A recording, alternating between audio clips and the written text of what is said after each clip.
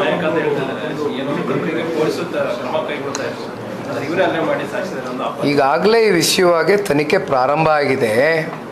So ultimately ತನಿಖೆಯಲ್ಲಿ ಏನು ವರದಿ ಬರುತ್ತೆ ಅದನ್ನು ನೋಡ್ಕೊಂಡು ಪ್ರತಿಕ್ರಿಯಿಸ್ತೀನಿ. ನಾವು ನಟರಾಗಿ ಹೇಳಕ್ಕೆ ಇಷ್ಟಪಡ್ತಾರೆ ಸರ್, ಈ ರೀತಿಯಾಗಿ ನಡ್ಕೊಂಡ್ರೆ ತನಿಖೆ ಪ್ರಾರಂಭ ಆಗಿದೆ ಅಣ್ಣ.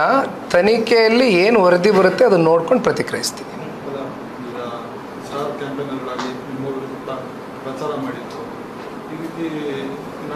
ಇಲ್ಲ, ನಾನೇನು ಅದ್ರ ಬಗ್ಗೆ ಪ್ರತಿಕ್ರಿಯೆ ಕೊಡೋಕ್ಕೆ ಇಷ್ಟಪಡೋದಿಲ್ಲ.